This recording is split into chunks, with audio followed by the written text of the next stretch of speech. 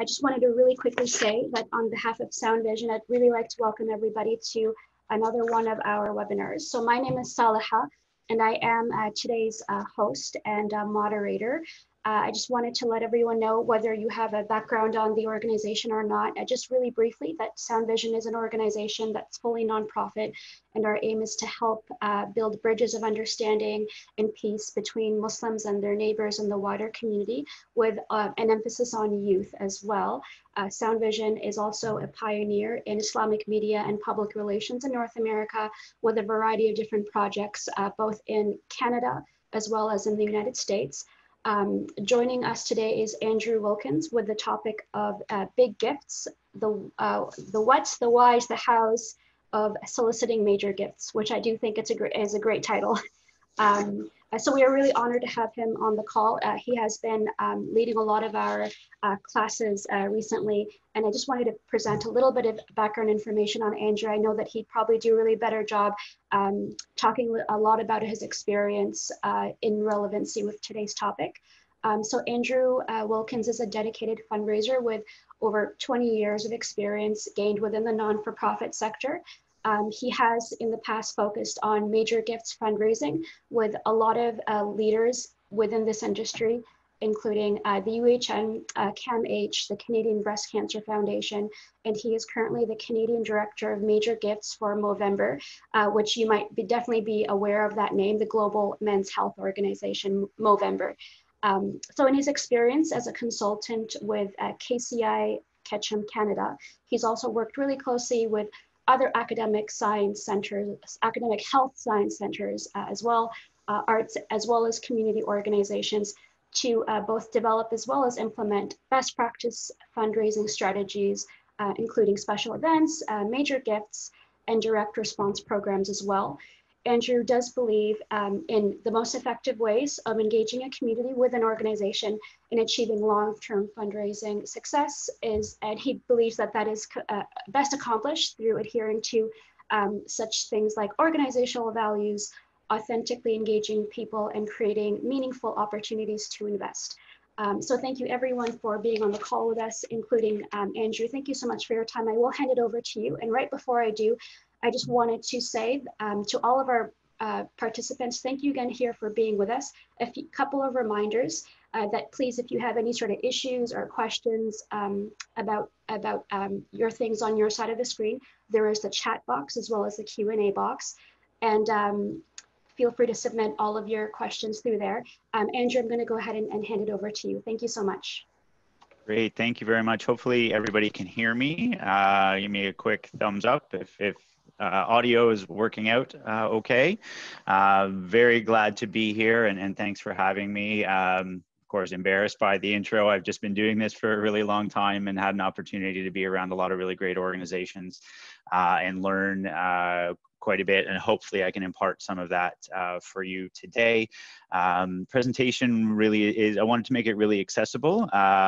So and I can go into much more detail on all of these slides, but really wanted to give an overview of major gifts and really why to do them, how to establish them, and just a little bit about the vehicles that major gifts can be given through. And as we go into the slides, I'll be sharing my screen, so I won't be able to see the chat function, but I'll maybe pause at the end of every slide. If there is a question, happy to address it at that time. There'll be a question period at the end. I have a case study where we'll break into Zoom rooms, so about 5-6 people in every room. We'll talk about that, the case for maybe 15-20 minutes, and then come back and share the ideas we came up with. I know we're scheduled for 2 hours today. I don't imagine I'm going to go for the full 2 hours. One, nobody wants to hear from me for 2 hours straight. And number two, it's a nice sunny day outside, so we all want to get out there, and while physically distancing ourselves from others, enjoy the fresh air and sunshine that spring brings with us. So really glad to be here, and thank you very much again for the opportunity, and welcome from wherever you are in North America here. We will touch on some of the vehicles. As I mentioned, they have different tax advantages. I won't get into tax. Tax is a whole week-long course on itself. But when I mention it, that's what we'll chat about. So just right now, I'm going to share my screen and then check back to make sure that you can all see it. Where am I? Share screen. And here we go. Slideshow. Okay, whoops. Starting at the end is not the way to go. So there we go, starting at the beginning here. Screen looks great. Just wanted to confirm for you there, Andrew. Thank you. Okay, glad to hear it. So this is the introduction to major gifts. And if I go too fast again, slow down. I'll kind of stop at the end of every slide for questions, and feel free to flag that for me. Also discussion, happy to have that later on. Just get through a little bit here to get started to lay a bit of a foundation down. So major gifts, why do major gifts? For example, many of your organizations and all organizations have a variety of different programming, and that's special events, that's direct response, telethons, walkathons, all those types of things. So why should you do major gifts? Why should you consider it? At all. So first of all, it's a way to diversify revenue. From the perspective of Movember, which many of you may have heard of, is the global men's health charity. As you can imagine, 90% of our revenue comes in the month of November, which is great and terrifying. Most of that is through peer-to-peer. So ask your friends, family, network, what have you, to support what you're doing. Great opportunity, but all of our eggs are in one basket there. So if you're an organization like that relies on a few really key, be they events, times of year, major gifts is a good way to diversify revenue, because they will come throughout the year.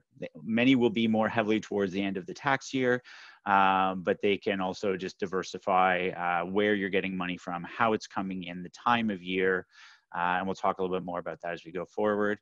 You get to engage an audience one-on-one and more deeply with the organization. So many of the other ways that I mentioned of giving or getting involved are mass appeals. So you're at an event and everybody's there, and there's 400 people. You're providing a little bit of detail about your mission. There also, there's a dinner going on, or there's, a conversation with someone happening to them. Major gifts, you get to sit down one-on-one with an individual, or a small family even, and try and figure out what it is that they want. Why do they want to engage in the organization, and really hear from them as to what their ambitions are. Andrew? Yes. I just want to interrupt. One gentleman is not hearing you. Oh. Yeah. Can you hear everybody else, just not me? No, he says that he can't hear anybody. I'm not. Oh. He says, yeah. Sister Saliha, if you can check with him. His name is Osman Grain. I'm going to check with him one-on-one in the chat. Please, yeah. Thank you so much for letting me know. Yes, I can't see that. So thank you for that. This one, the low cost of fundraising. So many of you will know that events can be very expensive to run. Usually 50 cents on the dollar is pretty standard. Direct mailing or even online fundraising can be very expensive to acquire a donor, which is to bring them in. It can cost sometimes more than $1 to raise $1 through those methods. Major gifts, once it's up and operational, it can be as low as 10 cents on the dollar to raise money. Every organization differs, but industry standard is sort of 10 to 20 cents for major gifts. So very effective, very efficient way to raise money. You can accelerate programming, discovery, or impact. What I mean by this is if you have somebody who wants to give you a lot of money for a particular program, you don't need to wait the 2 years. If it is, you need a new building on your facility, you need a renovation, you need new technology. If they agree to a major gift, it can happen right away, and you don't need to wait for that $250,000 that comes in through your event, but then has to support 3 different things, and so you have to take a while to build up the bank balance in order to pay for that.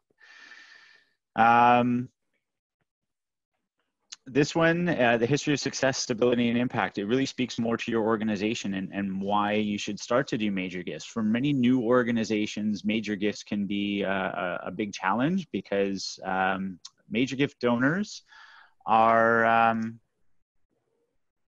are really looking at, investing in an organization. And so if you're brand new, if they don't know if you're going to be there in 6 months or a year, maybe major gifts isn't the right way to go. But if you are, you have a history within the community, then major gifts would be potentially something you want to look at. This, many of you may have seen before. It is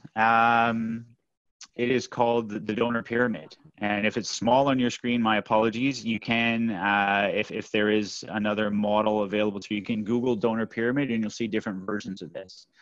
What you really want to take from this is the idea that at the very bottom, and as I spoke of before, you're bringing people up through, and if you can see my, my cursor here, your first time donors, those are the people you're bringing in for the first time. They show up at an event the very first time. These are the people that keep coming back. And there's fewer of them the higher up the pyramid you go.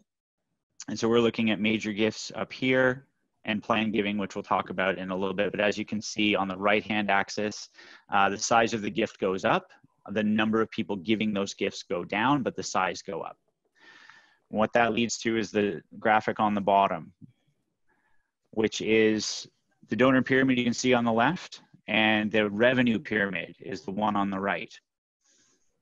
That should be a pretty stark example of why major gifts can be impactful. Yes, you're only dealing with a small portion of your supporters, but their ability to impact or their the size of the gift can be a huge percentage of your bottom line, of your budget. I've worked in shops, for example, Toronto General and or CAMH, where major gifts is responsible for about 90% of the overall budget of the foundation.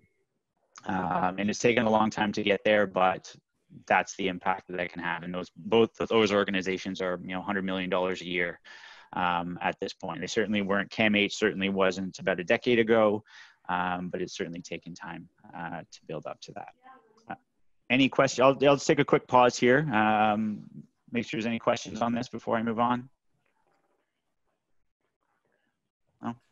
I think for now we're good for questions, but a great time just to remind everybody that you could definitely, please feel free to submit any questions or comments in the chat box to your right. Thank you so much, Andrew. No problem. So that's sort of why you should do major gifts. Now, what is a major gift? This one is a challenge, and many of you may be wondering that on your own. Is it $1,000? Is it $100,000? And the best definition that I've really been able to find, or that really sort of resonates with me, because the short answer is you define what a major gift is for your organization. But which is great, because I mean, at that point, it's just an arbitrary number and you're deciding, well, it's $1,000 or it's, $2,500 based on the number of people giving. The way you should really think about it is more in line with the following. So it's a meaningful personal commitment from a donor who's in relationship with both you and your mission. So meaningful really speaks to the size of the gift. And when I was coming up with this definition, it was, well, a gift that people have to think about, a gift that makes people pause. Whereas really, it's also a gift that inspires a donor or inspires a community to get behind. Yes, of course, it's relative to the ability of the donor to give it. And, $50,000 may seem like a huge gift, but if that person can, add a zero, if they become inspired to do so, then maybe there's been an opportunity missed by that. So to define it by a dollar amount alone is a challenge, but most organizations have to do that. But really, when thinking about it, I really like this one, that it's a meaningful and personal commitment from a donor who has that relationship, which is also an important component of it.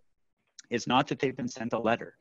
It's not that, they've just moved to town and said, well, I really like the work that the United Way does here, and so I'm just going to give it a bunch of money. Those are great, and they do happen, but it may be not as meaningful or as large, as impactful, because at that point it's more of a transaction versus an inspiration versus an engaged, informed, strategic gift that will move the needle on something that means something to both that donor and your organization.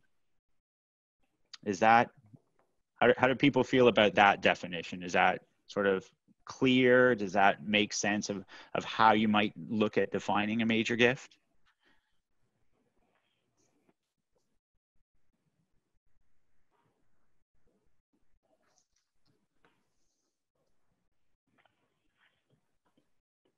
Okay. So just to add something here, because it's not a Yep. webinar, this is an online training, so you can talk if you like, and you can unmute yourself and discuss. So that way we can make it more very interactive. Yep. So that's the difference between a webinar and an online training. Online training is very interactive, so you can talk and you can chat as well. So either way. Thank you, Andrew. That was clear. Okay, great. And I mean, I've worked at organizations where, yes, a major gift is $1,000. My current organization is $25,000. At Toronto General and CAMH and Women's College, it was $100,000. And it's just the size of the organization, the donors that you're managing. That also becomes a slippery slope, because for someone walking in, or maybe, you've been tasked with major gifts and what you've been told is $100,000, which is not to say that if someone walks in offering you $50,000 or is only able to give $50,000, that's not a meaningful, very personal gift that needs to be managed and treated in just such a way. So, I mean, certainly I've been guilty of that, where my focus is $100,000 or more, and someone is sitting across the table from me saying, I really want it, and what I can do is $50,000, and I get disappointed somehow, where I shouldn't be. That's an amazing commitment from anybody. So that's why I like this definition a little bit better, that it's about that person and not about sort of what my responsibility is, on paper. So get into this just really quick. Why ask? This is a really great quote here as well from Gerald Panis, who is one of the really founders or sort of godfathers of modern philanthropy and modern fundraising in the US. Primarily, he's done a lot of work and had a lot of influence here in Canada as well. So keep in mind, men and women don't want to give money away. They want to invest in great causes and bold and exciting dreams. They want to feel they're helping to change lives, and it's your job to help them understand what their money can do to make that happen. And so you have to ask for it. And this really speaks to what philanthropy is as well. And it's not, plugging a hole. It's not, in all cases and current situation, aside, it's not response to crisis. It's engagement, and it's not guilt-based. It's based on opportunity. It's not based, the most successful fundraising that I've seen in my career is not based on need, which sounds slightly odd, but it's based on opportunity.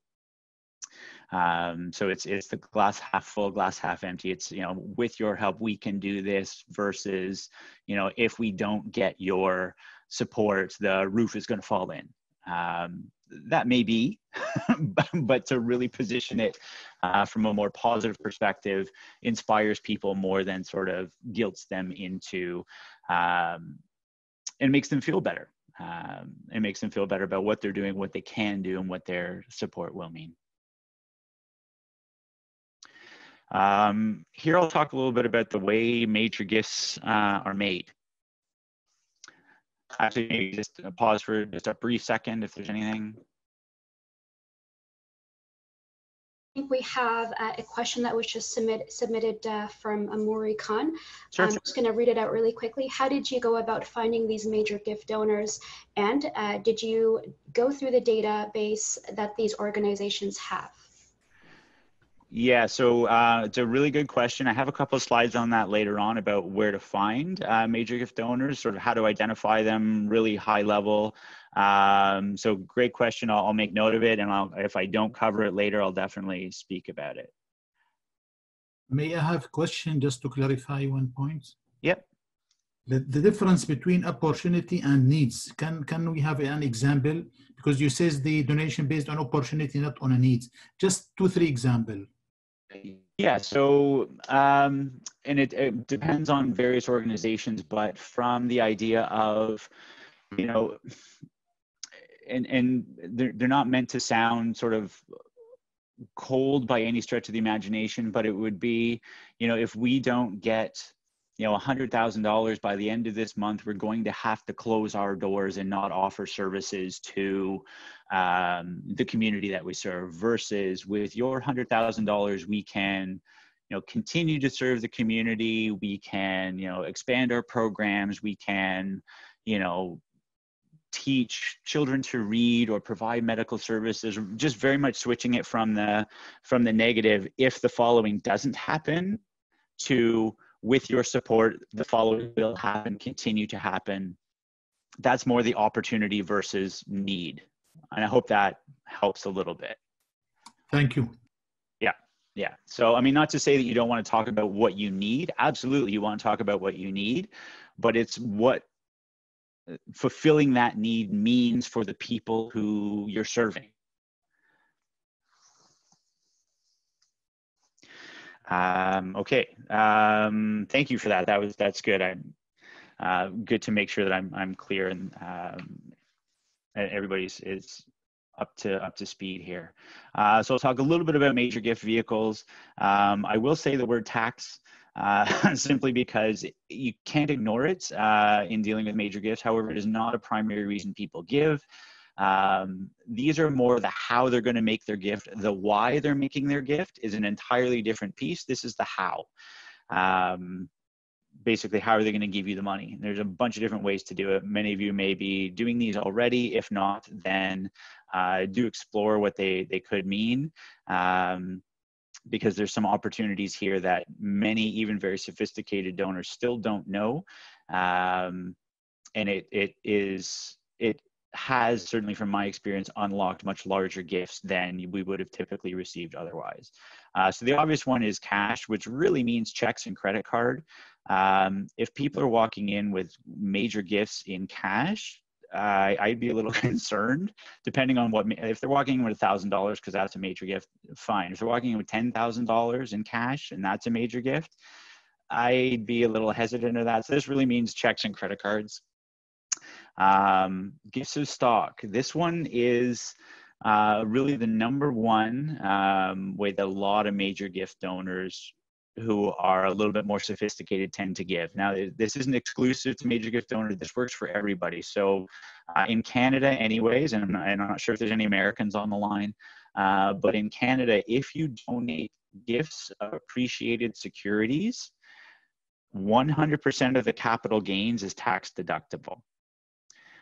So what that really means is if a donor is going to give you a major gift, and how they're going to do that is by selling a stock and giving you the proceeds of that, it is better from a tax perspective for them to give you the stock than it is for them to sell it, pay the tax, and then give you the cash for the tax receipt. There's a number of online calculators that can show you sort of what this means in hard examples, and it's everything. You can do gifts of shares of mutual funds. You can do gifts of Bell Canada, gifts of anything that works. There's online calculators that you can find that talk about how this works, what it could look like. But most people don't know. A lot of accountants don't know or don't consider it when they're advising clients. Lawyers don't know when they're advising their clients. I was working with, he was the CEO of a major publicly traded corporation. His background was accounting. I told him about this and he was surprised. And so he was retiring, exercising his stock options, and looking at his opportunities. And he learned this and went back to the drawing board and came up with a new number to give to us, because the money wasn't going in his pocket anyways. I was going to Canada Revenue Agency. And so he decided to give a little bit. So this is one to keep in mind. Again, this is the how to give. Gifts in kind, which are goods. So someone wants to give you a television. Someone wants to give you a car, a house. These are all gifts in kind. And you should be sure when looking into major gifts that you have an idea of what you will accept and what you won't accept. And that would include, most organizations should have this called the gift acceptance policy. It would cover off things like, are you going to take money from unethical businesses, quote unquote, whether they be weapons manufacturers or tobacco companies or alcohol companies? Are you going to take this money? Are you not? from someone who maybe has a little bit of a shady reputation? Do you want to be able to say no to that money in good conscience? It would also cover things like gifts in kind. Are you going to accept artwork? Just to be sure, so that you're, not accepting, 1 million paper cups, and you don't ever have need for 1 million paper cups. Gifts of insurance. These are another thing that a lot of people like to do. It's another way to have a major impact on an organization for very little cost to a donor. Very, very simply, the donor can buy a life insurance policy, assign it to the organization, pay the premiums, and the organization will issue a tax receipt for the premiums. And at the end of it, when the individual does pass, the organization gets the proceeds of the life insurance policy. So for a low monthly fee, you can have a term life policy on a donor, and they could never give you that $100,000 in life. But 7 years into a term life policy, they've been paying their premiums of $1,000 a year. So for the actual cost of $1,000 a year to them, they all of a sudden give you $100,000 life insurance premium. So it's another one. Charitable remainder trusts, these are not as tax advantageous in Canada. Rather, I put this one in to let you know that plan giving is an entirely, again, another week-long seminar. The ones that you will come across in major gifts primarily are cash, checks, credit card, gifts of stock, gifts of insurance, and then ultimately at some point, hopefully, estate gifts. And that's when someone leaves a provision for your organization in their estate plans. So they've been engaged with you forever. They love you. They've been giving to you maybe monthly for 15 years. They could never write you a check for $50,000 in lifetime, but when they pass, they can write you a check for $50,000 from their estate. Again, there are tax implications here as well. Often beneficial that the heirs of the estate won't see the money anyways, because it would go to CRA, whereas the individual can decide that they would rather have an organization in their community that meant something to them gets the money rather than CRA. I'll stop there because that's a lot of information all at once. It is not meant to be a comprehensive, but just to give you a sense of the ways that major gift donors will start to look to give. And when you get more into major gifts, you might want to present the option to them to explore with their family, with their team of professionals around them as to what the best way for them to give is. Just one question while you're breaking there, if that's all right, Andrew. Yeah. Just from about 5 minutes ago, Juliana had asked, can it perhaps be defined by the % of total budgeted revenue? I think this was in relation to something else that you had mentioned. I just wanted to make sure to throw that question at you really quickly. Oh, in terms of defining a major gift, perhaps? Yeah, so she said, can it be defined by the % of the total budgeted revenue? I mean, you could, but I would prefer, and sort of the best experience that I've seen is really to make it more about the donor and how they're feeling about it. Because if, they happen to fall like 1% below that, defined, but it's not a bad guide. Certainly, like if you have a project that's $1 million and you want to make sure that, the people that you're approaching first are able to give at least $25,000, sure. But don't lose sight of that person who can only give $10,000. They want to come forward and they want to make that gift because that's meaningful to them and that's, they're engaged. But yeah, I mean, at some point, every organization is going to have to define what a major gift is to them. And often it's based on numbers, either of what their database looks like, what their community and their community of donors looks like, just so that they have a starting point. And that's certainly not a bad one. But rules are flexible usually in those situations rather than hard and fast, and try to keep the donor at the center of it and make sure it's about them. Okay, wonderful. And just one really quick question by Umayya. Yep. In the method of giving stocks, how can that be done? So would it be like the transfer of ownership of the stock to the organization? What would you recommend? Yes. So, I mean, every organization has a bank of record. Most of banks have an affiliation with a trading house of some kind. Most of them are in-house. So it would really be talk to your banker and see how you get that set up. Fundamentally, it is initiated by the donor and their representative. There are all kinds of online forms. If you go to Toronto General or Sick Kids websites, they are actually available for download to give you an example of what they would look like.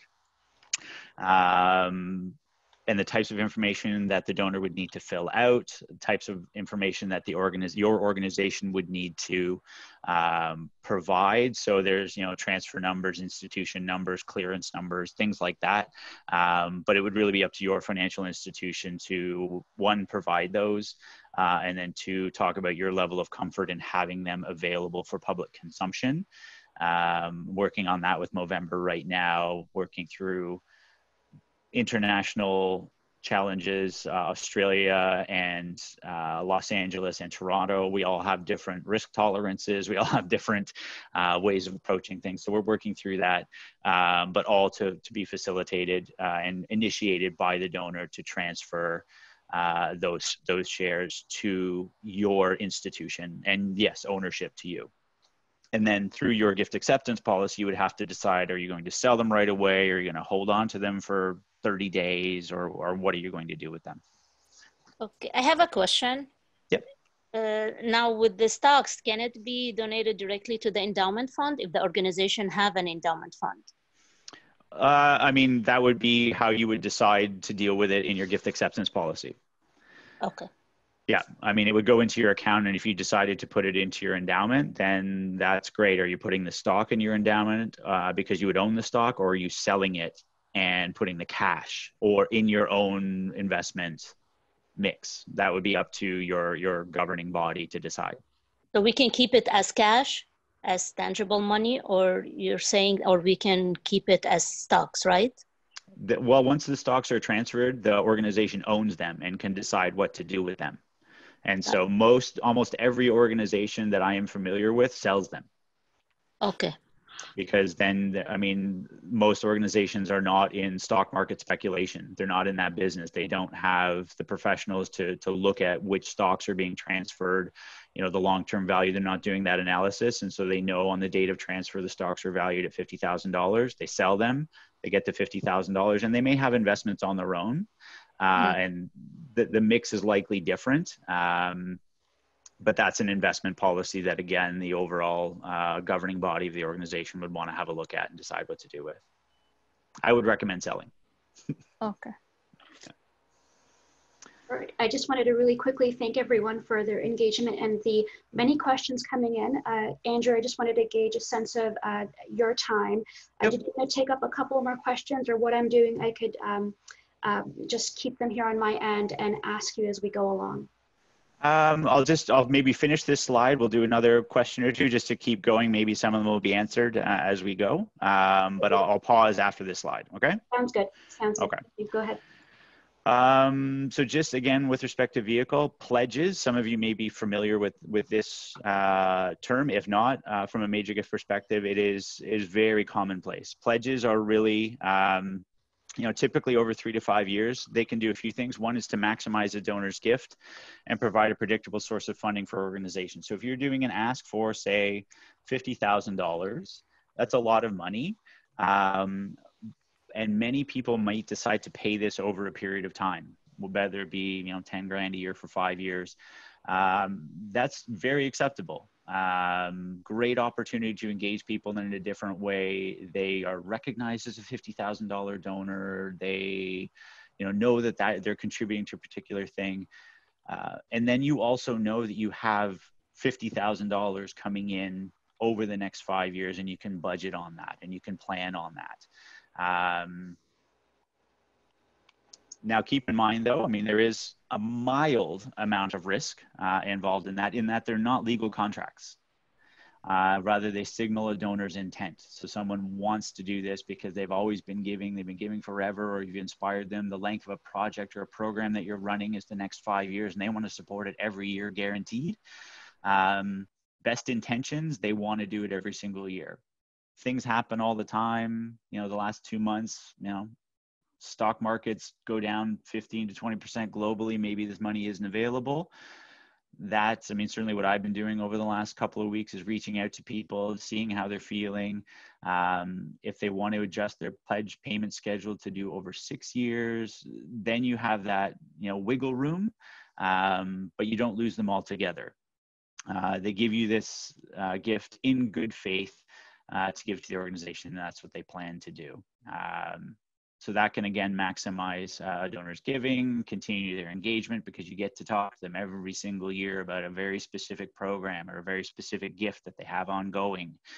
They feel good about it too, because that means that you have to come back to them and tell them how it's going. Talk to them once a year. So it becomes a two-way street. It's very popular and very common. Questions, one or two relevant? Really quickly regarding questions. These came in just from a couple of minutes ago. Regarding life insurance. Is the life insurance gift allowable or halal, Islamically permissible? This question is for Imam Irshad Osman, but I know that Irshad also wanted a little bit of your input here as well, Andrew. Sure. I mean, Irshad, I don't know if you want to go first, and then I'll talk about gifts of insurance a little bit more. Andrew, you can talk about the gift of insurance, then I will talk about the Islamic view, because I'm not a financial expert in Islamic subjects, and there are other Imams in the forum now. But still, inshallah, that's a very good question. What I can do is I can come back to Juliana in our next session with a comprehensive answer for that. Usually, with related to financial affairs, I always go back to Dr. Munzir Kahf from Qatar. He is a source of, he's a specialist in the financial affairs. Inshallah, I can look through his sources. If he has responded, I'll come back to you. Otherwise, I will also can refer to Dr. Shabir Ali, who is in our group. Jazakallah khairan. Okay. Yeah, great question. I mean, Canada Revenue Agency allows them. Most insurance companies are completely fine with how they work. Most not-for-profit organizations that I've worked with don't have very many typically, but they are an option that someone could explore, and typically it will be up to the donor to explore more fully whether it works for their situation. But if an insurance agent is asked, they would generally have the answer to this rather than the organization, rather than sort of proactively offering it as sort of a wealth management opportunity. That refers back a little bit to what I was talking about as well with gifts of stock, where the accountants don't necessarily think about it. Most insurance agencies won't necessarily think about it, but if asked, how can I maximize, how can I use insurance to maximize charitable giving, they would likely be familiar with this and help you through the regulations around it. They're not particularly significant. They're not overly difficult. Part of why they're not used as frequently because of the long time horizon, to be completely honest. If you're buying life insurance at age 40, it's a long time for an organization to realize that, generally speaking. And if you are in sort of 70, 80 years old, the premium is incredibly high. So there's a bit of a sweet spot as well for when this is the best way to give. Thank you so much. Another relevant question. I'm just going to combine two in one. Sure. On average, how long, in your experience, had you noticed in terms of length of time that it would take to develop or to build a major gifts program? And regarding a gift agreement policy, wouldn't that also be a legal contract? If you could comment on both those aspects. Thank you. Sure. So on average, sort of conventional wisdom around establishing a major gifts program is anywhere from 12 to 18, and I've seen as long as 24 months. From the time you sort of actively start to engage the audience in a different way, to build one-on-one relationships with them, until you have, a full pipeline of qualified prospects and it really starts to hit its stride. It's a year and a half, which is not to say you won't have people early on making major gifts, because every organization has, sort of that low-hanging fruit that, they're leaders in the organization, they're engaged, but we're talking fairly significant investments here as well. And people are going to want to have a good understanding of where their money is going, what it's going to do, and then the opportunity that's available to them in front of them. So, 12 to 24 months is kind of the guideline there.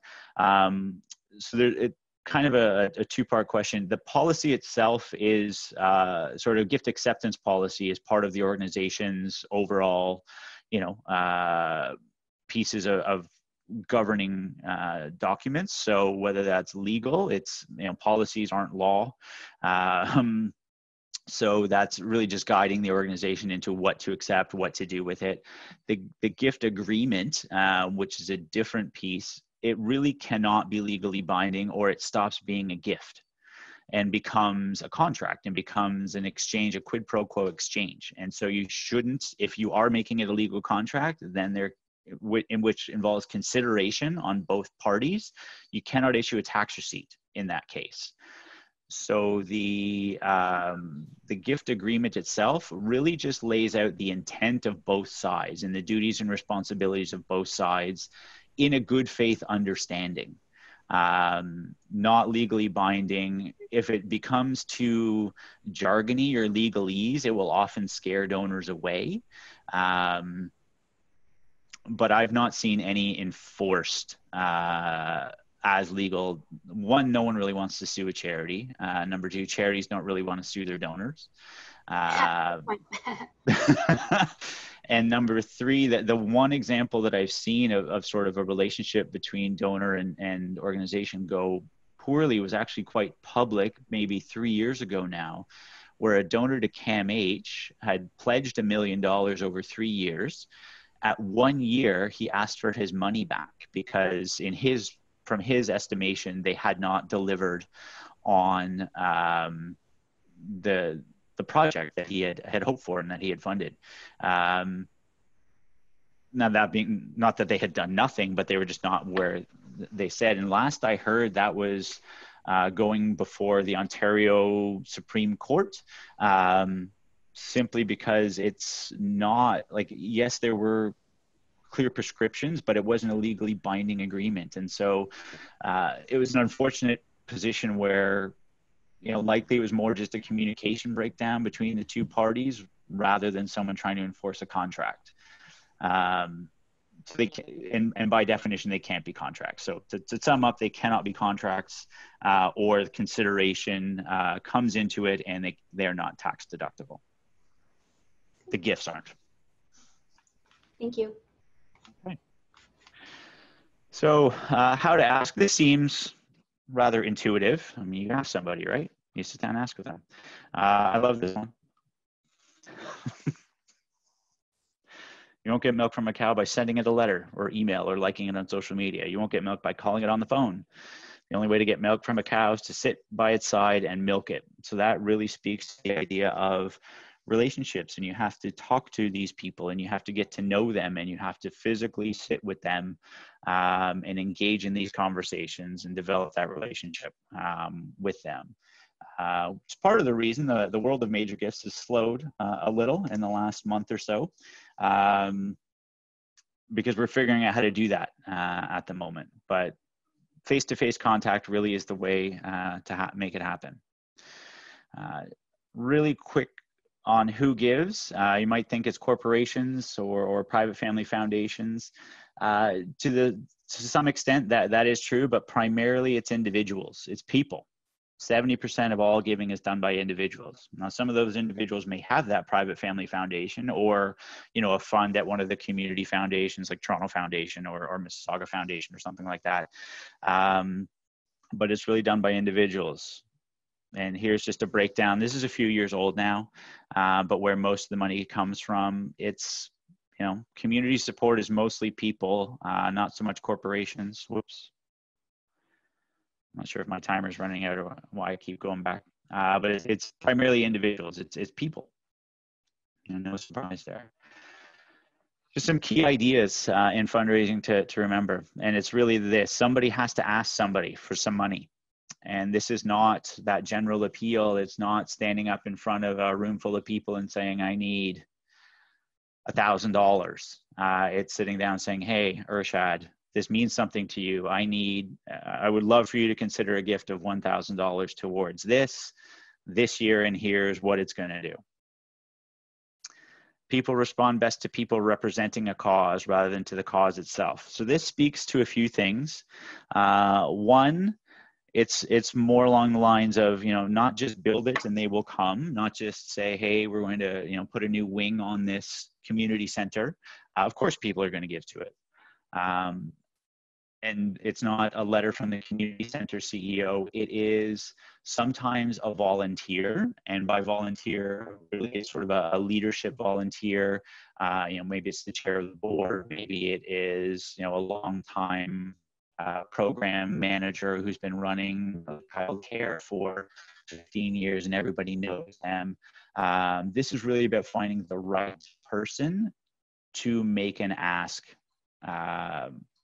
to that potential donor. And so we'll talk about that a little bit more going forward. It's not always, you know, the CEO, it's not always the chair of the board.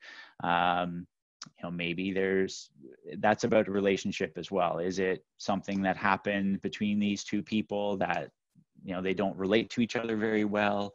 Have they ever met, or have they seen names on a piece of paper or on a program at an event? But what's the connection, and why are you putting the chair of the board in front of this person? But it's not about saying, well, hey, it's the YMCA.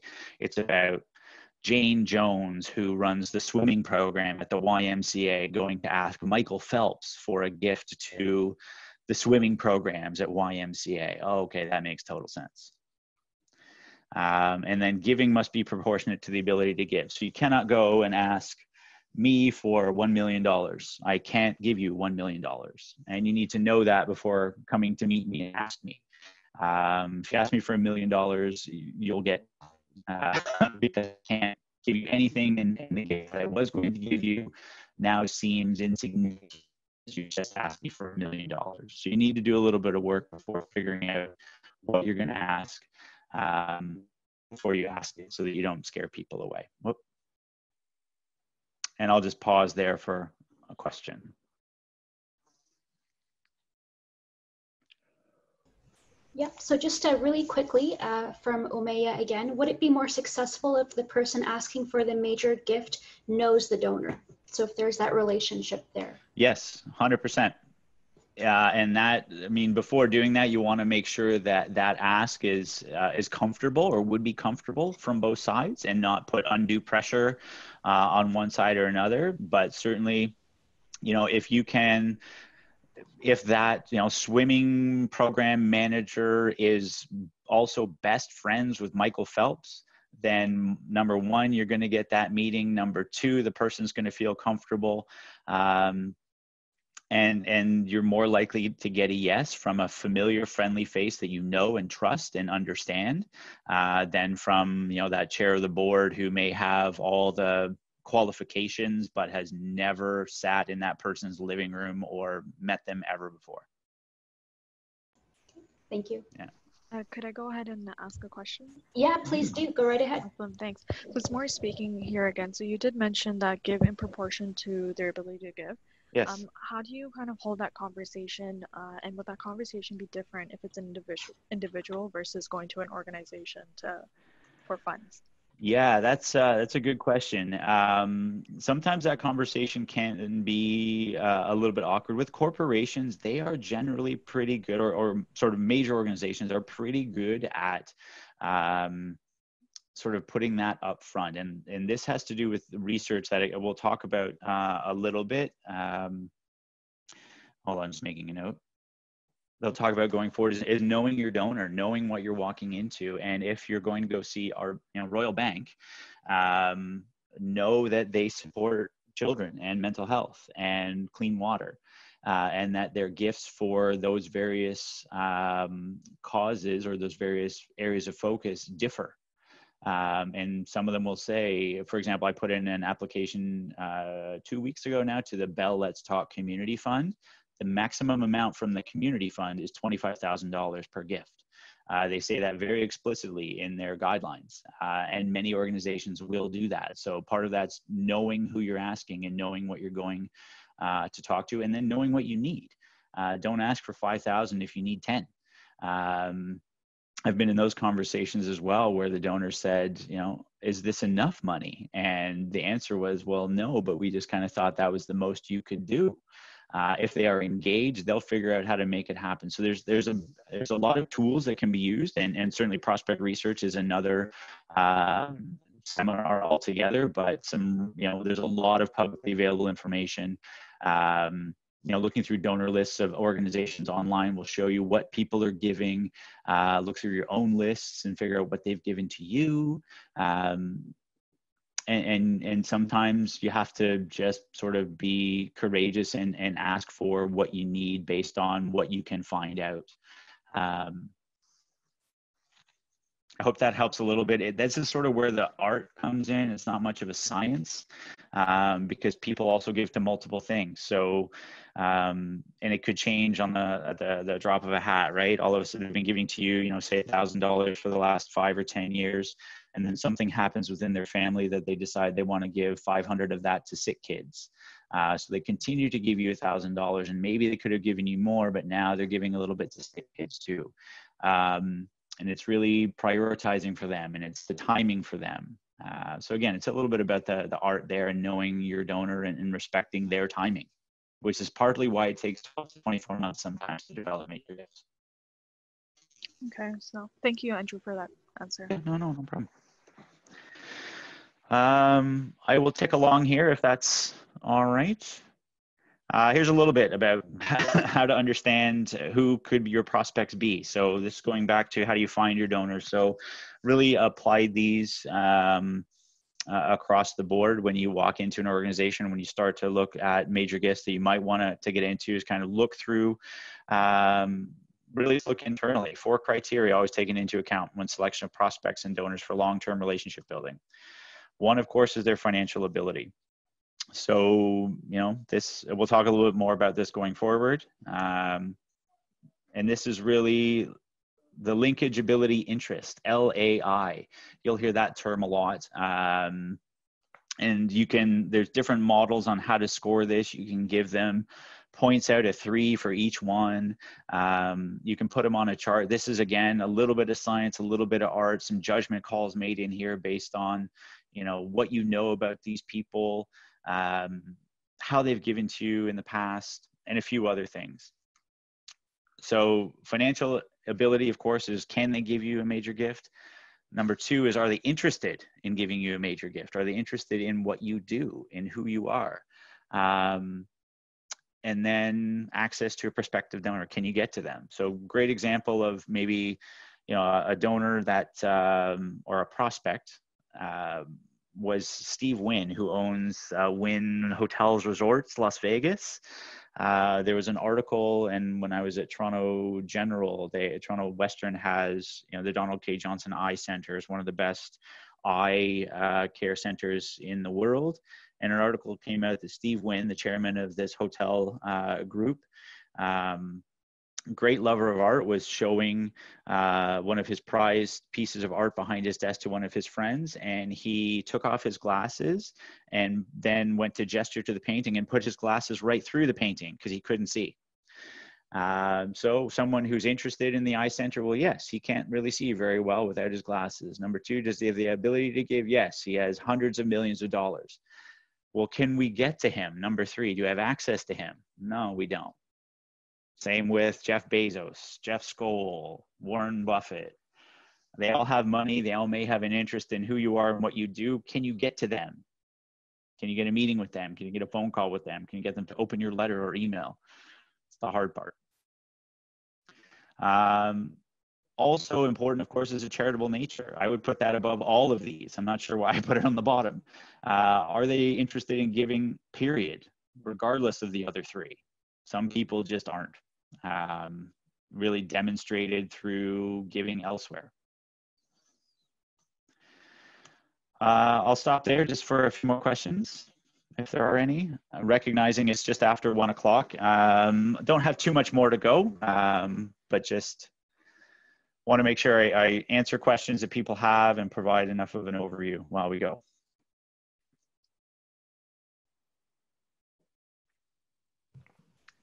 Okay, I'll move along. So major gift donors are sorry about that, Andrew. My audio did not come in time. Oh. No, you're right there. We didn't really have too much engagement just in that small period. We just had one important question that came in a little bit earlier. Are organizations still tax eligible if they're an NPO versus being a registered charity? If you could comment on that a little bit. People wanted to know. Sorry, yeah, and I mean, that's a great question, and unfortunately, I'm not an expert on the status of NPOs versus registered charitable organizations. Yeah, I'm afraid I don't know. CRA website would probably have the delineation between the two. Sounds good. Yeah. Yeah, hi, this is Maya. I have a question about the earlier like criteria for prospect selection. Mm-hmm. Give us some hints into how do you quickly or decide if a donor has a charitable nature? Really is based on behavior. Have they given elsewhere? Have they volunteered their time? Do they talk about charity? You know, and you can kind of look using Twitter through conversation with them. Do they attend your gala? Do they buy tickets? Do they participate in the silent auction or the live auction? You know, do they sponsor a little league soccer club in the neighborhood? There's usually hints here and there, and again, prospect research is a whole other piece, but honestly, looking at organizations who do things like you do. So people are interested, and I think I talk a little bit about this in my next section. Yeah, so I'll try and answer that question while going through this. So people who give to people who help people impact, and that's really across the boundaries of what an organization is. So my experience is primarily in hospitals. So yes, people are grateful to the hospital that, you know, saved their life or gave birth to their child or what have you. But the more sophisticated donors are interested in issues regardless of the organization. So if you're looking at literacy, yes, a donor may be particularly interested in libraries. They're also interested in schools. They're also interested in you know, community reading groups and other things that are not necessarily one organization, but all the organizations in a community that touch on that. So my first thing would be to look at not only your own database, but other organizations who are similar to what you do, because you may be, you know, competing, but there may also be opportunity to augment the services that you provide, because maybe the other organization doesn't provide part of it or all of it, or, you know, expanding the reach. So part of it is really looking and seeing what that donor has done elsewhere. And then sometimes it just comes down to asking them if they would be interested in learning more about your organization or receiving a proposal, or sometimes you just have to ask.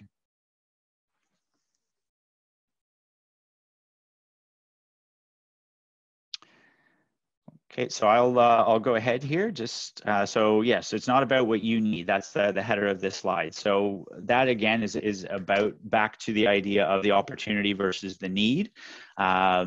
Trying to flip it from, you know, the negative, well, if we don't get this money, our doors will close and we won't be able to serve our community, to if we get your money, we're able to expand our reach, continue to serve our community. So it's really about putting it back out in the positive and putting it on the opportunity that their gift will make, not necessarily the problem that the problem that their gift will solve in the short term. is a problem that their gift will solve and enable solution to in the long term. So people support organizations that meet needs, not organizations that have needs. So as you go through looking at charitable foundations and other organizations, many will say that they don't support debt relief or budget shortfalls or things like that. That's kind of an underscoring of that.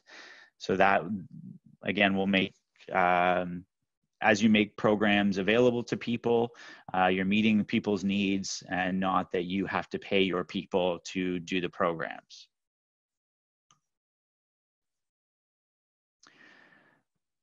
What are donors looking for? Again, positive image, big vision, impact and outcomes, uniqueness, urgency, and creativity, a strategic long-term plan, because this is an investment. People are making investments. It's a bit of a shift from making a charitable gift to making almost a charitable investment. Sound fiscal management, of course. They want to make sure that you give them or they give you $50,000 to run a youth sports program, that you're actually going to do to run the youth sports program and not the community outreach element of your programming, and that you'll have money to run it for the full year, and you're not going to buy all new uniforms and new equipment in the first month and then struggle to pay the coaches for the rest of the year. And that this was the big one as well, and that what you're asking them to contribute to is furthering the mission of your organization. So it needs to be in line with what you do, and not a pet project of theirs that they would like to see you do, but won't actually move your organization forward towards its longer term goals. So that's a mission drift.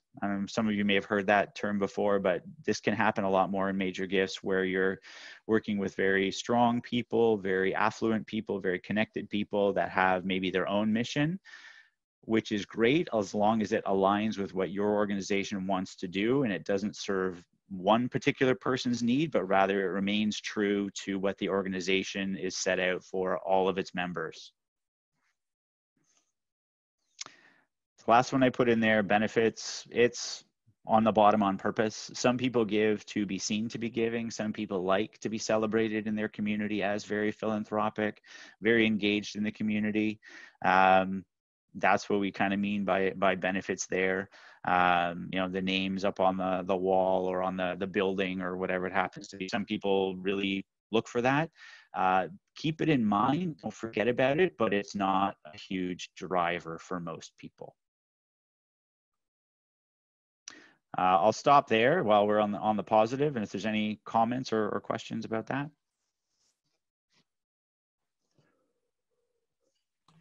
Yeah, I see a problem right now with the situation with the corona and all the the organizations. I see a problem because they're really seriously looking for donors to help cover their expenses. Yep. So as much as we want to be I think it's going to take a lot of effort for us Yes. to turn the statement around and turn the story around. Yes. Yeah, and these are, you're absolutely right.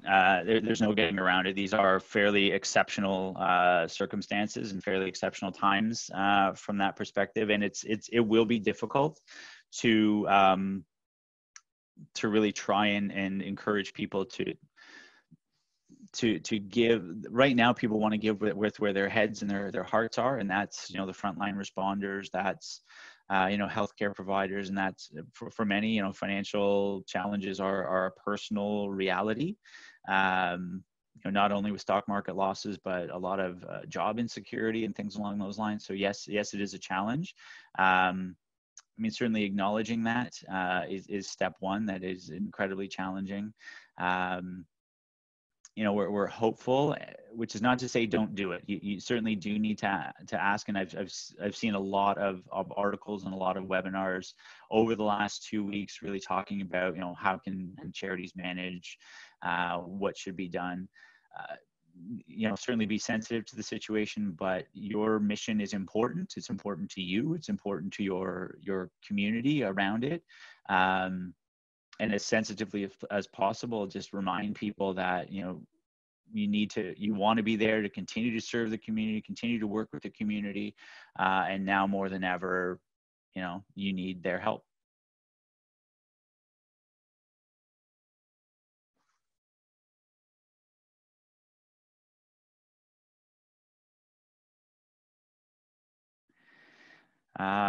Really quick, some don'ts.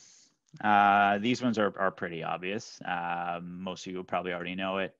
Just in time cultivation. So the idea that, you need $100,000 by the end of the month, and it's the first time you've ever spoken to anybody about it is now. It's probably not great. You should be talking to people throughout the year, letting them know your timelines, and when you might have when the opportunity might come up. Don't do it right away. You need it tomorrow, or you need it yesterday, even worse. Lack of knowledge of past giving or relationships. So this is about knowing your donor, of course, going in. If they've always given to the swimming program, don't go ask them about, community outreach. They're probably not interested. And if you've always gone to speak to, a family all at once, and that's how they decide, don't go just speak to one member of the family. Make sure that you know how they give, how they make decisions. Asking them is the best way to do it. Insensitive to preferences. Again, how do they want to be spoken to? Do they want to be face-to-face? Do they prefer a telephone call? Is it the right person? Is it the same person? Come speak to them over and over again. If they've told you, listen.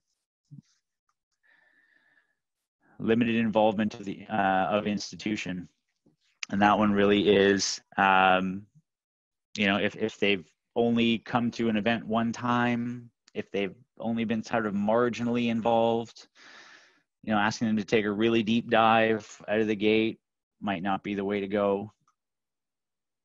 This one's pretty straightforward. Asking too often or too soon. That's an interesting 50% of Canadian donors do not like the way they were asked. So it's really important to keep that in mind, which is not necessarily to delay an ask, but be sensitive in how you do it, deliberate in how you do it. Sometimes, and from my experience, even asking people if you can ask them to make a gift is an important step. They'll tell you whether now is not the right time, whether it's 3 months from now, whether they want to learn about something else. Rather than putting a lot of work into proposal, hoping and waiting, getting a no, just ask them if they're ready. It is very much akin to dating. And you would not ask people to marry you on the first date. So don't ask a donor to give you a huge gift too early, too often, too soon, insensitive to preferences, limited involvement, lack of knowledge of the relationship. So it is very much like a courtship, and follow the trajectory of that as it goes. Just a really quick question, Andrew, before we move forward on regarding that slide that you had just shared now. If you could just elaborate on the concept of just-in-time cultivation. Someone had a question about that. So just the first point, just-in-time cultivation. Yeah, just-in-time cultivation. So the again, the idea that you have a program that is kicking off in a month, and you've not spoken about it before to anybody. You've not spoken to this donor about it. Your urgency comes from the fact that you haven't planned out and you haven't built up to the idea that this program is launching in May, and that you're only there to ask them for a gift, and that you haven't brought them along, you haven't engaged them, you haven't involved them in the evolution of this program or this addition to the community center or whatever it is. Rather than you are only there, you walk in the front door and you're ready to ask them for money for something that's happening a month from now. You're putting them on a clock kind of thing to make their decision very quickly. It's putting a lot of pressure on them and a lot of difficult decision making, rather than, or the other thing would be that you only speak to them when you're going to ask them for money. So every October, it's time for them to give. So you don't actually ever speak to them until September. You need to connect with them throughout the year and make sure that they get a chance to have their opinion heard. What did they think of their last gift? What did they think about the newsletter that came out a week ago? Did they see it? Did they like it? Really trying to engage them more in the conversation around what's coming up, so that when you do have that conversation in July or August, they're already know generally what's coming up, and then the specific opportunity comes a little bit later. So Andrew, it's Maureen here again. Thanks for answering that question. I have a follow-up to that. So I understand that it's quite important to and it's intuitive to have your donors along with the process of building a program. However, I can see like a possible problem running into that in terms of how much involvement do you allow your donors to have in your plan and strategy, like not to the point where they are like shifting the program perhaps. I'm not sure if you're understanding the nature of my question, but what I'm saying is how do you I'm not really personally I shy away from having donors involved in the process because I don't know how, I don't want to lose them first, and second I don't know how to say that you're stepping on toes, or like I don't know if I can make that call. Yes, no, and that is a tough balance. I mean, it can be as simple as you have your plan pretty much ready. You take whatever documents you have in draft. It says draft all over it, so that they feel that they get some input or insight. And it depends who they are. If they are on your board, well, if they're setting the direction, if they're setting the strategy of the organization, then maybe it should be time to put some money behind it. If they're long time involved, they can, if they do attend board meetings, or there's a newsletter that would go out where, things are generally spoken of, that overall this year we're undergoing, we're taking 3 major initiatives. One of them is enhancing the swim program. The next is building an addition on the community center. The third is community outreach. So at least they know that those are the 3 that your organization is working on for the next year, and likely where any philanthropy is going for the next year. So that they have that familiarity with, what's happening, and, highlighting these programs and highlighting opportunities in newsletters, in emails, that go out to a broader community, or that are just very specifically for the donors, just really letting them know what's happening. And if they want to opt in and get more involved, then maybe there's an opportunity to engage them outside of simply a major gift. Maybe they want to be on the board. Maybe they want to be an advisor, one way or another. And sometimes that's good, and sometimes that's a challenge, that's for sure. It is the hardest part, really, is providing that insight and opportunity for input without changing everything. Thank you, Andrew. Okay, Andrew, I have a question. Yep. If a potential donor or a person giving you a grant ask for your financial statement, is that something available to them, or you shy away from it? Yeah, no, our most financial statements are, number one, for a registered charity. They're available through Canada Revenue Agency really anyways. There's the T3010 that are filed and publicly available. You can go and look up, right now, you can go and look up Movembers, you can go and look up Toronto General, Toronto Westerns. They may be about a year old at this point, just because of filing deadlines and things getting posted. On the 2 grants that I submitted over the last 2 weeks, yes, the audited financial statements that the board had already approved were publicly available. And I believe if you go to the Movember website right now, you can find those financial statements, or a summary of those financial statements as a part of our annual report. So yes, short answer, part of the transparency is making those financial statements available. I've abridged them before, simply because the detail is excessive, and you have, a 60-odd page document. Rather send the executive summary. But for the most part, if they've asked for them, I've sent them just as a matter of completeness and transparency. Yes. Thank you. Yeah, no problem. I have a question here, Mr. Andrew. Yes. General question. As you know, we have so many institutions now, and in the beginning we discussed that 30% of the donors are providing 70% of the budgeted for institution. Yep. Now having many institutions, Islamic institution in the community, for example, in a city like Mississauga or in Toronto. So how can we, all of the institution going to the same donor or different donors, how this process could be solved, or how can we highlight on this issue? I mean, that's it's a really good question. Because yes, and certainly the many of the large organizations in Toronto that are, you know, philanthropically based anyways, are going after the same, you know, 200 families or corporations or what have you.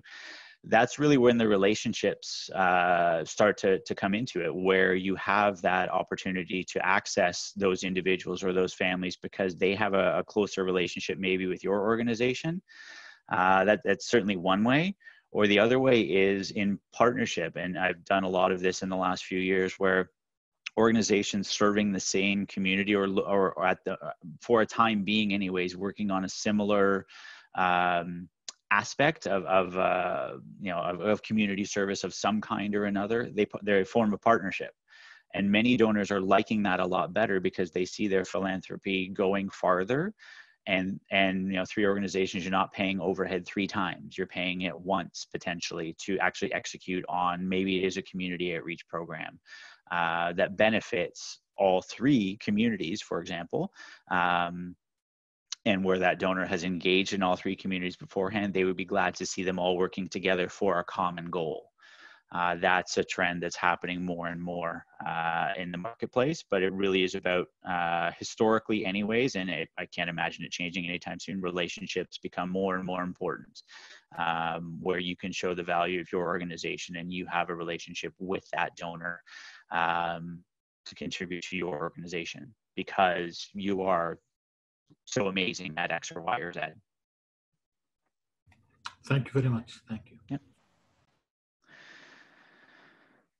Okay, I'll move along here if that's okay. Understanding donors. Again, this is really just a little clever one about Dale Carnegie of Carnegie Family.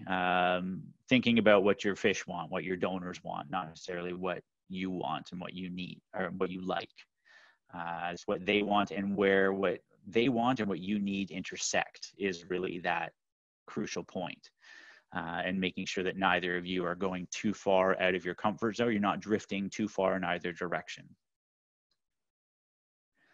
The fundraising cycle, I just put this one in here because this is, again, speaks to partially why it takes 12 to 24 months to develop everything, because you really do need to go through this whole cycle.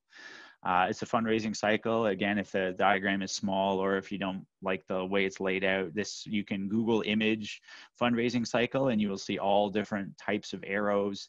Some of them will actually have identification coming in from the outside to then join this circle rather than a closed circle. I've kept it in the closed circle. With, you know, maybe I could draw a little arrow coming down here from the outside to bring people in, but you do need to go through these steps, even with the people that you already know. You know, who are you going to look at first? Identification, and then qualifying them. Are they, you know, in identifying who they are, did they meet your criteria under linkage, ability, interest?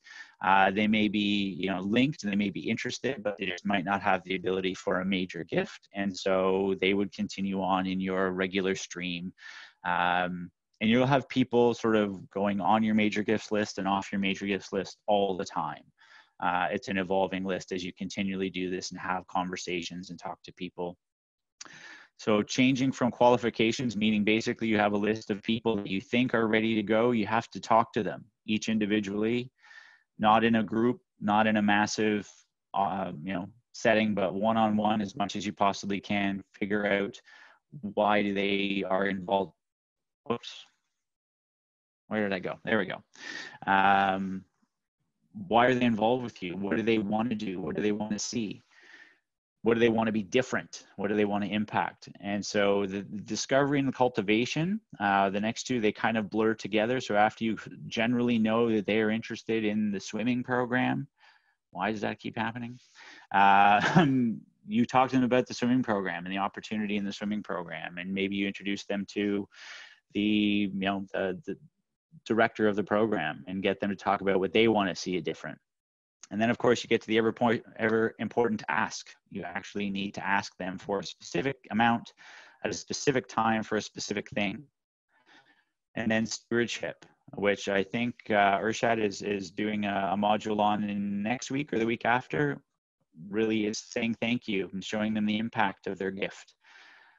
Discovery and stewardship, the difference between the activities in practical terms between the two are really limited. Sorry, between cultivation and stewardship, not discovery, cultivation and stewardship.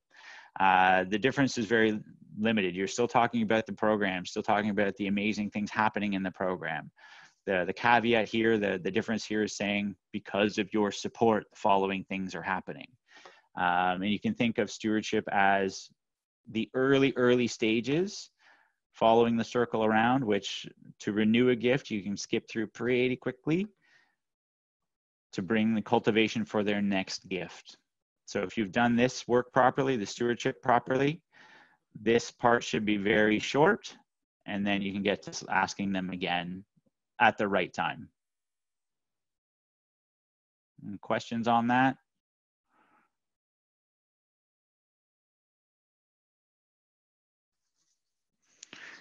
Okay, and this, all right, I'll move along just a little bit quicker. We can have more questions right at the end, but this is most people's favorite slides, is how do you identify major gifts prospects? So using linkage ability interest and using other tools at your disposal, you can use these as a bit of a sample. There's linkage ability interest. The intersection point in the middle is the sweet spot. These are all of your donors. Things to note, the #1 indicator is gratitude. And so this, is born of my experience primarily in hospitals, the people that are thankful for, doctor saving their life, or it's where they had their baby, or it's who took care of their parents, or whatever it happens to be. The people that say thank you and really want to engage are your #1 prospects. This in other settings would be the people that have been working with you forever. They've taken part in the programs. They're the ones that help out at the events. They're the ones that are at every single gala, and they really appreciate and like what your organization does. So the donors and the volunteers control their own linkage ability and interest. So this is up to them. This is not something that's an absolute. It can ebb and flow over time. But they control how connected they are, how interested they are, and what their own perceived ability is. So again, just because they may publicly have lots of money, what's available to you is entirely up to them. And what we can do is control our actions, which affect this linkage and interest. So that's engaging them, and that's telling them appropriate things, and that's all of the other pieces about respecting the relationship and how they want to be spoken to and what they want to be spoken to about. Just a little note, major gifts are usually from assets, not income. So, you see people that have, very nice jobs, make $100,000, $150,000, $200,000 a year. Those are great. Many won't have the ability to make major gifts at that particular time. And there's a number of formulas involved, age and stage of life. Again, this could be part of a research 1-hour session here as well, but just keep that in mind, that it's usually not from income but from assets for major giving. These are indicators of wealth. So these are how you can help identify who your major gift prospects are in your database or in your community. So they're the ones with privately held businesses. So not necessarily the jobs that make $150,000 a year, but they own restaurants, bakeries, insurance companies, real estate people, dry clean, whatever they happen to own, privately held business. It could be manufacturing, trucking, whatever it is. They're privately held businesses. A lot of affluence is built privately and not through working for someone else. Multiple homes. And I have a note about this one later on. So, if you live in the Greater Toronto area or in a major center, $1 million home is pretty normal these times. Mortgages are also quite large, but having multiple homes, if they have cottage or a home in Florida or a vacation home. These are other indicators that there's more wealth than you can possibly see or potentially see. Foreign travel, not necessarily one trip a year, although one trip a year is good, but a few trips a year. If they've gone to London or gone to Japan or Florida and California and then Australia, and then if they've traveled a fair bit, that usually indicates a fair bit of disposable income as well. Not necessarily travel for business, but personal pleasure travel. Private schools. A lot of private schools tuitions are minimum $30,000 a year. And so if you're sending your children to private schools for 30 grand a year, if you have two, generally there's going to be significant assets there. Other charitable gifts, which we spoke about a little bit already, if they're giving elsewhere, if they're giving significantly elsewhere, again, it speaks to one, a charitable nature, and two, a financial ability to do so.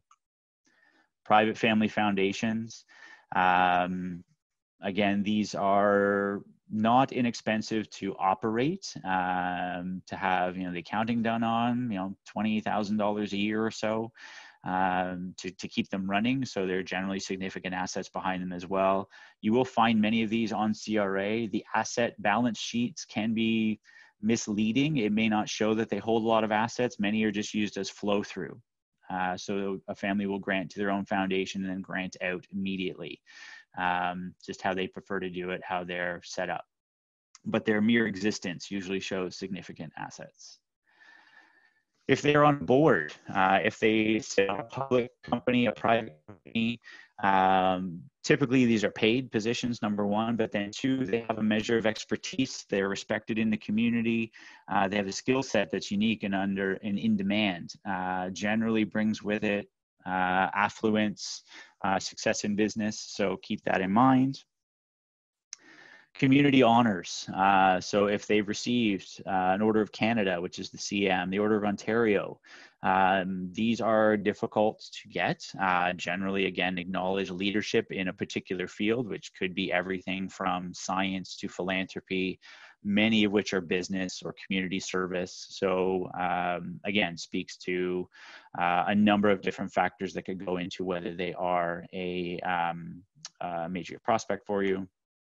Professional honors, also important. So if they've received, Accountant of the Year or something along those lines, or a Lifetime Achievement Award in the travel industry, then potentially, again, a leader in their field, good connections, success in the field, may be an indicator of wealth also.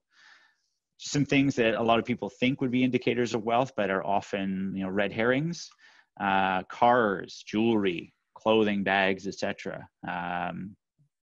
Many can be fake, many can be leased or rented, or a conspicuous display of wealth that may not actually yield wealth behind it. And again, just really quickly, real estate valuations, some of the research tools you'll find will say this person's home, or if you look on realtor.com and find that homes in the neighborhood are selling for $1.5 million. Well, that's great, but all the homes in the neighborhood are selling for $1.5 million. And so your average home in Toronto is now $1 million. So it may not be an indicator that wealth is there. And just really quickly, while we're in between slides, I can see that we have an incredible amount of participants on our training, 30 people. I just wanted to remind everybody really quickly that we are soon due to join breakout rooms.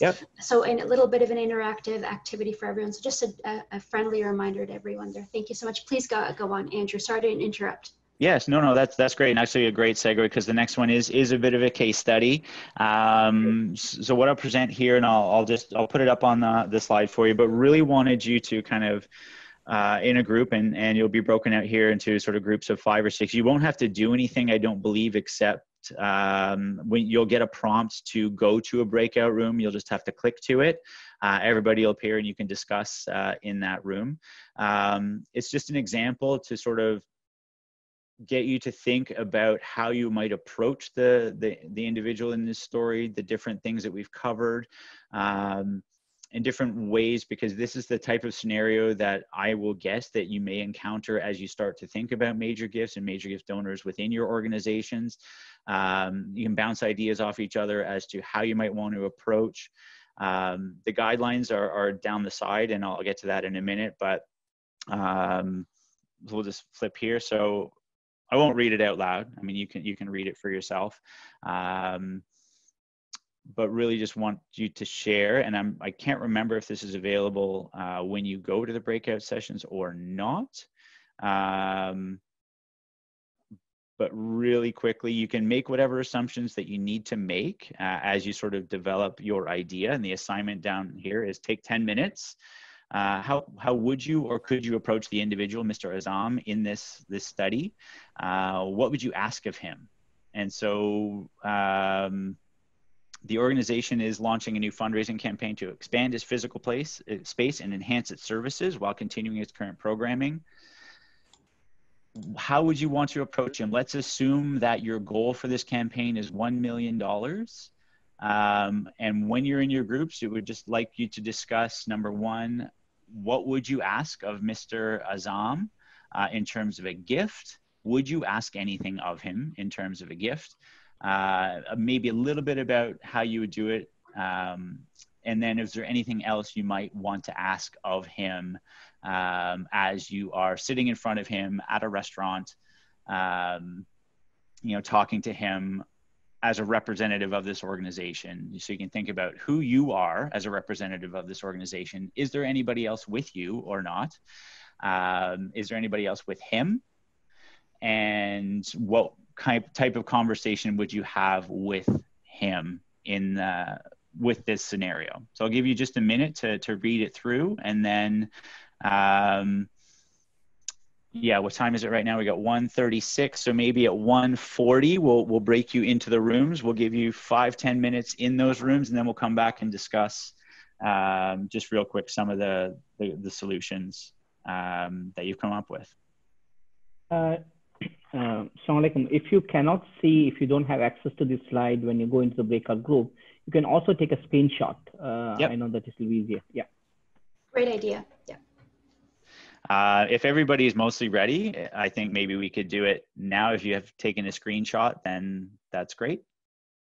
Andrew, would you like to do the breakout setting from your end of the screen, or would you like me to quickly take care of that? I could do around 5 groups for all 30 participants. Yeah, no, that would be great if you just do that, and then we can get everybody into the rooms and chat for a few minutes, and then we'll come back and just kind of go over some of the ideas that everybody's come up with. Okay.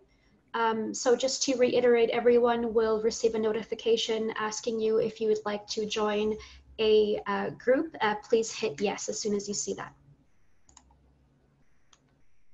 So yeah, if someone who was in group 1 can maybe share a little bit about the discussion there and how they would approach the conversation with Mr. Kazam. Anybody from group 1? Whoops. I'm not sure which group I was in, so if okay. somebody can tell us which group we were in. At this time, I think that would be hard to determine what group, but in the interest of time, I'm just thinking that if you had anything to share just while you had your microphone on, please feel free to. Sure. And we'll do it. Maybe we'll do it that way. Oh yeah, sure. Sounds good. So, in our discussion, so addressing the first part, how could you or would you approach Mr. Azam? Our group was quite creative, and what we came down with is first practice stewardship. Since now that he's no longer really part of the team, he can be a potential donor. So to show his gratitude of 25 years of experience and the outcome of his contribution. Then ask him why he stepped down on the board, and kind of our action to plan here is to send an email for an appointment, have a one-on-one appointment, and to kind of our goal is to keep him engaged in one shape, way, or form, and to keep it informal, so it's more of a relationship style. And then for the second part where it says, how would you ask of him for anything? We kind of had a tone ready, which was don't demand but request, but we didn't populate a question, and I'm looking forward to hearing what other people may have populated, and to shed some light on that as well. Thank you. Great. Someone else want to provide what they had their chat about?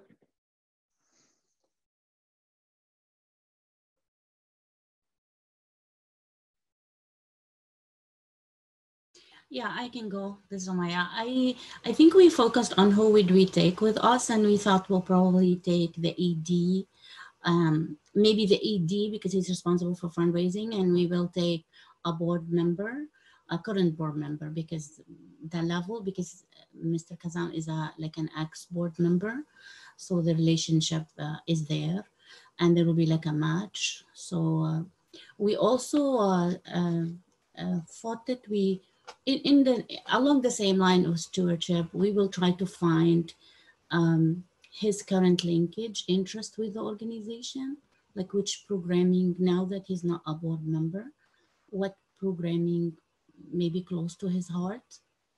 And so the idea was to have him, like our goal is to see how can we engage him, and then how can we tap into his network. We understand he's busy, he doesn't have time, but how can we tap into his network of business, that his business network, and maybe he can help support us in that sense. Perfect. Yeah, you want to see if he's still willing to help out, and if so, how, and by giving him the ideas of what you might want from him. Great.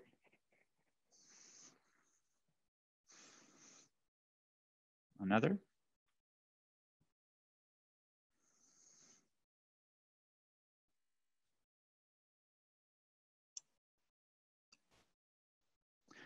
I mean, our group had a chat about the actual ask, and thinking, I mean, two had the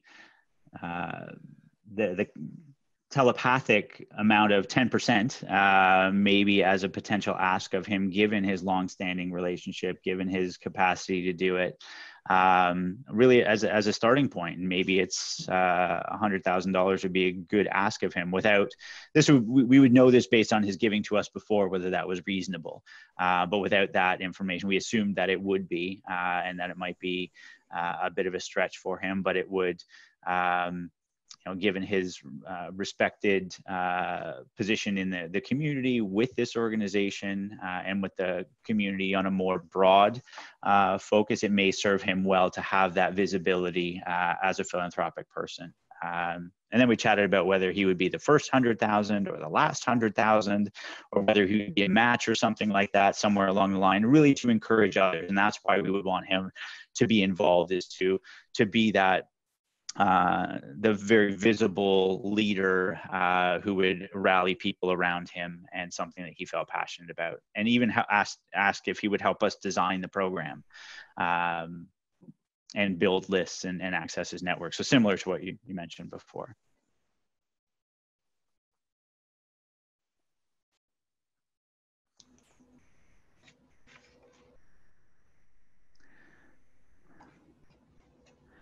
I'm not sure if my group went already. I kind of lost connection while we were discussing the topic.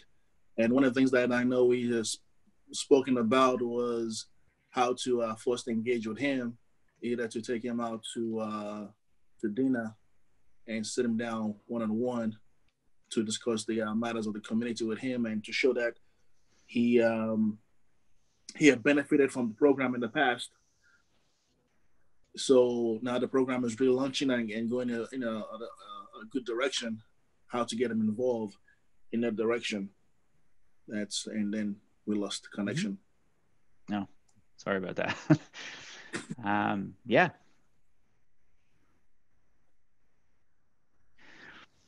Well, it's great. And I'm sure there's a bunch more ideas that came out of it. Really wanted to just present that as just some of the thinking that you need to have a look at every individual. So this is just one person in one situation. You have to kind of look at all of this when you're looking at one major gift donor, and when are you going to approach them? What are you going to talk about? Ideally, what would you like from them? If it's money, cool. If it's, volunteering and access to their network, okay. and there's more than one way to do it. I mean, most people seem to dismiss the fact, or at least acknowledge that he was on the board and he stepped away. And so let's talk about why that is. Let's talk about his preferences. Maybe it's a year from now that he wants to get involved, but these are the types of thinking that you need to do to take the entire person bring them into view when you're thinking about a major gift. There's no doubt that he should be on the list, which is great because he absolutely should be on the list. And then it's how and who do you take? Taking the ED and a current board member, I think is great.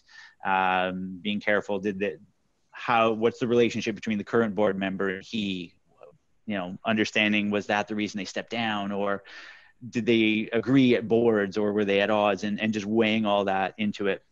But yeah, I just want to give a full perspective on what the types of thinking that you need to do to qualify, to cultivate, and do discovery, and think about all the way through the cycle. So that's terrific. And unbelievably, we've pretty much run out of time, so I won't go too much longer, except to say thank you.